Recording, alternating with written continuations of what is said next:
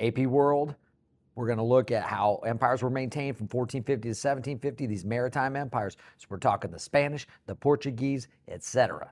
Now let's talk first, though, about the English. Now, we want to talk about rulers and how they use economic strategies, and the English did a little bit different than the Spanish, so we want to compare those a little bit. Now, the Spanish were state-sponsored, understanding like the king and the queen, all right, King Ferdinand, Queen Isabella, that's how Columbus got his funding, end up and made it to the Americas, et cetera, et cetera. So all the riches that were found, they're going to go back to Spain. That's a state-sponsored. But the English have what they call joint stock companies.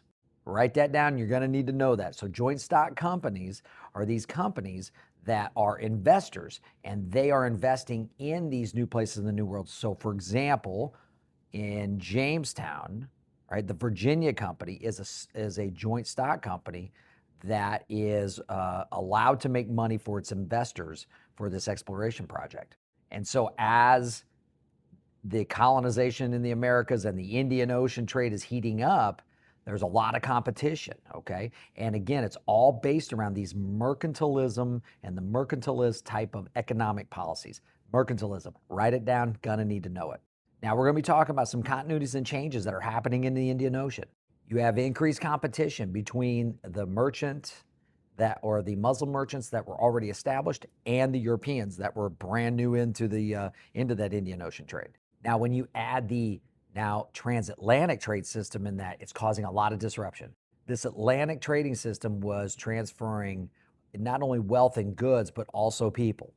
The people are from indentured servitudes and also from enslaved labor. Indentured servitude, a good example of that is from England, coming into the colonies, having their trip paid for and then having to work out that contract. The enslaved labor from West Africa. But you know the Spanish found silver, and that's going to be a game changer. That was in the Americas, and what they were able to do with that wealth is create large amounts of silver, which they took into the Indian Ocean, and they were trading it for goods at a very high level. They specifically wanted the Asian goods, whether it be spices or the luxury goods from China. China. We want to look at how things started to change society, because as people start to move, societies start to get formed in different ways. In Africa, because of the amount of slaves that were taken that were mostly men, this led to polygamy as a change in their social system in Western Africa. So the idea that women could marry more than one man to keep procreation and the population going in the right direction. Now, when the people move, they take their culture with them, and that's going to start to change. That includes religion. Christianity getting spread into the Americas and converting many of the natives to Christianity was, for example, the Spanish in what would be South America. That's going to be something that's going to continue, and it's going to be something that's going to cause some friction. I love doing that.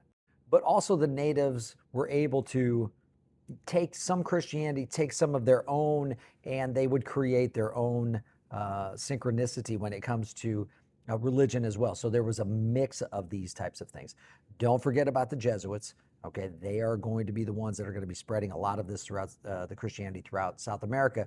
But sometimes there was a blending. And now you know, section 4.5, empires maintained for AP World. Peace.